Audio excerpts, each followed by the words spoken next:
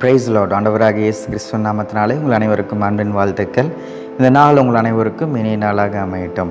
இந்த நாளிலும் ஒரு வசனத்தின் மூலமாக தேவன் நம்மோடு பேசுவாராக. ஏசாயா 43 அதிகாரம் 22வது வசனம். ஏசாயா 43 அதிகாரம் 22வது வசனம். ஆனாலும் யாக்கோபே, நீ என்னை நோக்கி கூப்பிடவில்லை, இஸ்ரவேலே, நீ என்னை குறித்து மனம் சஞ்சலித்து போனாய். பார்த்தீங்களா, இந்த வசனத்தில் நாம் பார்க்கிறோம், ஆண்டவர் அவர் தன்னுடைய அந்த பரிதவிப்பை அவர் வெளிப்படுத்துகிறதை நாம் பார்க்கிறோம். நீ என்னை நோக்கி கூப்பிடல, நீ மனம் சஞ்சலித்து போயிட்ட. மனம் சஞ்சலிக்கிறது, இந்த ஒரு வார்த்தையை நம்ம பார்க்கும்போது மனசு ரொம்ப சஞ்சலமாயிருச்சு அப்படின்னு நம்ம நிறைய இடத்துல சொல்லுவோம். எனக்கு இதில் ஒரு நம்பிக்கையே இல்லை, எனக்கு ஒரு நிச்சயமே இல்லை, எனக்கு மிகப்பெரிய ஒரு கேள்விக்குறியாக இருக்கிறது, எனக்கு சலிச்சு போயிடுச்சுங்க, இதெல்லாம் கேட்டு கேட்டு இந்த கஷ்டங்கள்லாம் பட்டு என் வாழ்க்கையில் அது பழக்கமாயிருச்சு, சலிச்சு போயிடுச்சு, விரக்தி அடைஞ்சிட்டேன் அப்படின்னு சொல்கிற மாதிரி நிறைய வேளையில் என்ன பண்ணுறோம், நம்ம தேவனுடைய அந்த பாதை, அவர் நம்மை வழிநடத்திட்டு வந்த பாதை, அதிசயங்களை, அற்புதங்களை, இதெல்லாம் ஒரு சில காரியங்கள் நம்ம வாழ்க்கையில் தாமதமாக நடக்குது, ஒரு சில காரியங்கள் நம்ம வாழ்க்கையில் எதிர்மறையாக நடக்கும்போது, ஒரு சில காரியங்கள் நம்ம வாழ்க்கையில் அனுகூலமான சூழ்நிலைகள் அமையாத போது நம்முடைய வாழ்க்கையில் நம்ம மறுதளிக்கிறது மாத்திரமல்லாமல் நம் மனம் சஞ்சலித்து போகிறோம். பார்த்தீங்களா, ஆண்டவர் மறுதளித்து போனவனை கூட என்ன பண்ணுறாரு, அவர் நேசிக்கிறார்.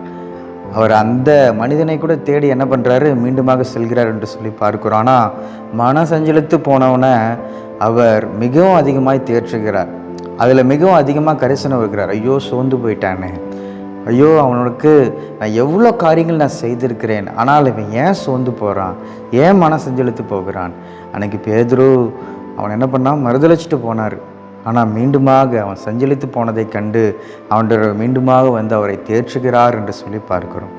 அதனால் அருமையான சகோதர சகோதரிகளே, இதுக்கு முன்பாக வசனத்தில் நாம் பார்க்கும்போது 21வது வசனத்தில் பார்க்கிறோம், இந்த ஜனத்தை எனக்கென்று ஏற்படுத்தினேன், இவர்கள் என் துதியை சொல்லி வருவார்கள். ஆண்டவர் உங்களையும் என்னையும் எதற்காக அழைத்திருக்கிறாருன்னா, எகிப்தின் அடிமைத்தனத்திலேருந்து ஒரு பாவமான வாழ்க்கையிலேருந்து நம்ம எதுக்காக மீட்டெடுத்தாருன்னா, எதுக்கு ஆவிக்குரிய இஸ்ரவேலர்களாக நம்மளை அழைத்திருக்கிறாருனா, எதுக்காக நமக்கு ரத்தம் சிந்தினார்னா, எதுக்காக உலகத்திலேருந்து வேறெடுத்து கூட்டு வந்தார்னா, நம்ம அவரை துதியை சொல்லி அவரை துதிக்க, அவரை மகிமைப்படுத்த, அவர் தெரிந்து கொண்ட ஜனங்கள், அவருடைய பரிசுத்த ஜாதியாக நம்மை அழைத்திருக்கிறார். இப்படிப்பட்ட ஒரு உயர்ந்த ஸ்லானத்தையும் ஸ்லாக்கியத்தையும் ஆண்டவர் உங்களுக்கு எனக்கு தந்திருக்கிறார். ஆனால் நாம் இந்த இம்மைக்கான ஆசீர்வாதங்களை மாத்திரம் வைத்து கொண்டு நிறைய வேளையில் என்ன பண்ணுறோம், நம்ம தேவன் நம்மை எப்படியெல்லாம் வழிநடத்தினார், எந்தெந்த பாதையெல்லாம் நம்மளை கை தூக்கி எடுத்தார், அதை நிறைய வேளையில் என்ன பண்ணிடுறோம், நம்ம மணந்து நீ என்னை நோக்கி கூப்பிடவில்லைன்னு என்று கர்த்தர் சொல்லுகிறார். பார்த்தீங்களா, ஏன் மனம் சஞ்சலித்து போனாய்? இன்றைக்கி இதே கேள்வி தான் ஆண்டவர் கேட்குறார். இன்றைக்கி நிறைய வேளையில் என்னால் செபிக்க முடியல, என்னால் ஜெபம் பண்ண முடியல, என்னால் வேதத்தை வாசிக்க முடியல, என்னால் சத்தியத்தை முழுமையாக கேட்க முடியல. அப்போ இதெல்லாமே ஒரு மன சஞ்சலத்தை என்ன பண்ணுது, குறிக்கிறது என்று சொல்லி பார்க்கிறோம். ஒரு மன சஞ்சலம் இது வந்துருச்சுனாவே என்ன ஆயிடுது, நம்ம தேவனை தேட மாட்டோம். ஓகே, என்ன ஆயிர போகுது, ஜெபித்து என்ன ஆயிர போகுது, வேதம் வாசித்து என்ன ஆயிர போகுது, என்ன நடந்துற போகுது, அன்றைக்கெல்லாம் செஞ்சாருன்னு சொல்கிறாங்க, சத்தியத்தை சொல்கிறாங்க, இன்றைக்கி என் வாழ்க்கை அப்படிலாம் மாறல, ஏன் இப்படி இருக்குது அப்படின்னு நிறைய வேளையில் அந்த சஞ்சலிப்பு, அந்த மன சஞ்சலம் வரும்போது தேவனிடத்தில் நம்ம கிட்டி போய் சேர, நெருங்கி போய் விட அது அனுமதிக்காது. நிறைய வேளையில் அப்படியே ஒரு பார்க்லேயே நம்ம என்ன பண்ணிடுவோம், ஸ்டாக்னண்ட்டாக இருந்துருவோம். இன்னும் மண்டையில் நான் கிட்டி சேரணும், முன் நீச்சலாலும் தேவை, வல்லமை தேவை தேவா அப்படின்லாம் நம்ம பாடுவோம். ஆனால் அந்த மன சஞ்சலிப்பு வரும்போது நம்ம ஒரு நேரத்தில் மாத்திரம் நம்ம அவரை நோக்கி கூப்பிட்ற மாதிரி இருக்கும். ஆனால் மற்ற நேரத்துல எல்லாம் அப்படியே லோவாயிரும், நம்முடைய எனர்ஜியை லோவான மாதிரி ஆயிரும், நம்முடைய ஸ்பிரிச்சுவல் க்ரோத் அப்படியே லோவான மாதிரி ஆயிரும். அப்போ இப்படிப்பட்டவங்களுக்கு தான் தேவன் இந்த காலை வேளையில் இந்த வார்த்தையை தருகிறார், நீ மன சஞ்சலித்து போகாதே, இன்னும் நீ செல்ல வேண்டிய தூரம் வெகு தூரம், நீ செல்லு. இந்த பூமிக்காக இம்மைக்கான இந்த இடத்துல நீ ஒன்றா சேர்ந்து ஆராதிக்கிறக்க மாத்திரம் நான் உன்னை அழைக்கல, இதற்கப்புறம் ஒரு வாழ்க்கை இருக்குது, மறுமையிலும் நான் உன்னோடு சேர்ந்து உன்னுடைய சந்தோஷத்தில், உன்னுடைய அந்த பரிசுத்த வாழ்வில் உன்னோடு சேர்ந்து மறுமையில் நம் பரலோகத்தில் ஒரு பெரிய ஸ்லாக்கியத்தை தேவன் தந்திருக்கிறார். அங்கேயும் நம்ம ஒன்றாக சேர்ந்து தேவனை ஆராதிக்க போகிறோம், துதிக்க போகிறோம். அதற்கு தான் தேவன் நம்ம அழைத்திருக்கிறார். என் துதியை சொல்லி வருவார்கள். இன்றைக்கி அந்த துதியை சொல்லி வரதான் பிசாசு என்ன பண்ண மாட்டான், அலோ பண்ண மாட்டான். நிறைய சோதனைகள், சிச்சைகள், உபத்திரவங்கள், பாடுகள் இதெல்லாம் தந்து அழகான ஒரு வாழ்க்கை, அழகான ஒரு ஸ்தானத்தை அவன் எப்படியாகிலும், எப்படி ஒரு மனிதனுக்கு மட்டும் கடவுள் இவ்வளோ ஆசீர்வாதத்தையும் கிருபையும் இரக்கத்தையும் தந்து இவ்வளோ நேசிக்கிறாரு. அதான் பலருக்கு கிடைக்காத அந்த ஸ்லாக்கியம். இந்த ஸ்லாக்கியத்தை எப்படி அவன் அடைந்து கொள்ளலாம், இந்த ஒரு அபிஷேகத்தை அவன் எப்படி பெற்றுக்கொள்ளலாம், இந்த ஒரு தாளந்தை எப்படி பெற்றுக்கொள்ளலாம், இந்த ஒரு வெளிப்பாட்டை எப்படி பெற்றுக்கொள்ளலாம், இந்த காரியங்களை எப்படி அவன் அறிந்து கொள்ளலாம், எப்படி அவன் துதிக்கலாம். இவனை இன்னும் ஒரு பாடுகள், வேதனைகள், கஷ்டங்கள் வெளியில் செல்லும் போது இவன் என்ன பண்ணிடுறான், கடவுள் செய்த உபகாரங்கள். அன்றைக்கி இஸ்ரவேல் ஜனங்கள் அப்படி தான் தேவனை ஆராதித்து துரிச்சு கர்த்தர் நல்லவர் என்று சொல்லி செங்கடலை பிளந்து எத்தனை அற்புதங்கள் அடையாளங்கள் செய்தார். ஆனால் மாறா வந்து நிற்கும் போது முறுமுறுக்கிறார்கள் என்று சொல்லி பார்க்கிறோம். ஒரு சஞ்சலிப்பு அவங்க வாழ்க்கையில் காணப்படுகிறது என்று சொல்லி பார்க்கிறோம்.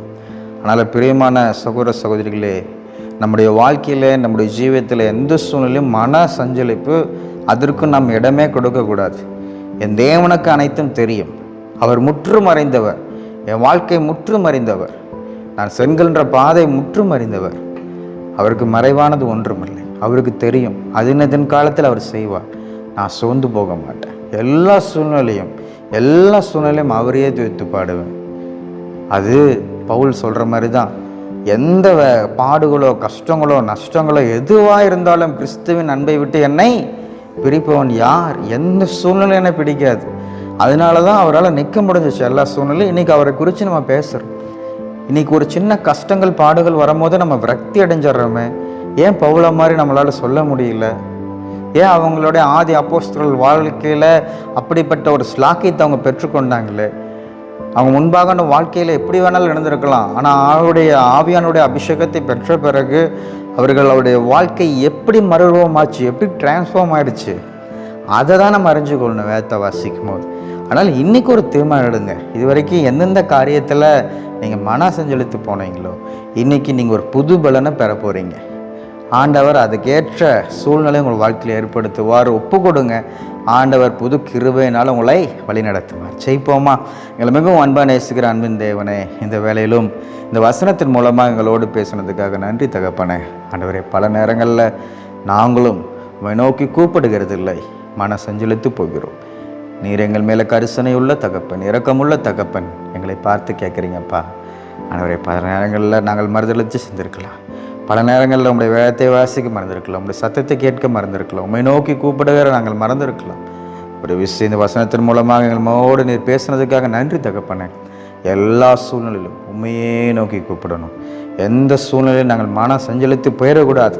இந்த பிசாசின் எண்ணங்களுக்கு நாங்கள் இடம் கொடுத்து விடக்கூடாது. கிறிஸ்துவ ஜீவியம் என்பது முன்னேறி செல்கின்ற ஜீவியம் அப்பா. தடைகளை தாண்டி செல்கின்ற ஜீவியம். தடைகளை தகர்க்கவரை எங்களுக்கு முன்பாக செல்கிறீரப்பா. ஆண்டவரே, நீர் அன்று இஸ்ரவேல் ஜனங்கள் அக்கினி ஸ்தம்பத்தினாலும் மேக ஸ்தம்பத்தினாலும் நீர் வழிநடத்தின தகப்பனப்பா. அப்படிப்பட்ட ஆசீர்வாதத்தையும் பாக்கியத்தையும் நீர் எங்களுக்கு தந்ததுக்காக நன்றி. ஒவ்வொரு நாளும் அதுக்கு ஏற்ற ஒரு வாழ்க்கை வாழ நாங்கள் ஒப்பு கொடுக்குறோம். நீரே எங்களை பயன்படுத்துங்க, ஆசீர்வதிங்க. எங்களுடைய பலவீனத்தில் உடைய கிருபை பூரணமாய் வழங்கட்டும். உடைய பலத்த கரத்தில் நாங்கள் அடங்கி இருக்கும் போது ஏற்ற காலத்தில் நீர் எங்களை உயர்த்துவீர் என்று நாங்கள் விசுவாசிக்கிறோம். உடைய வார்த்தை விசுவாசிக்கிறோம். அழியாத உடைய வார்த்தை விசுவாசிக்கிறோம் தகப்பனே.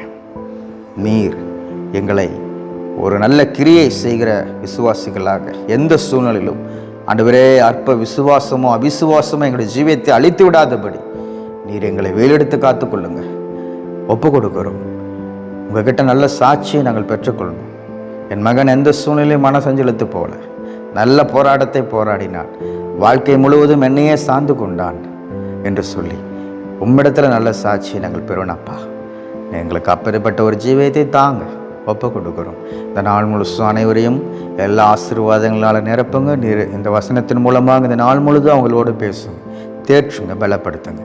இயேசுவின் நாமத்தினால ஜெபிக்கிறேன் ஜீவனில் நல்ல பிதாவே, ஆமென்.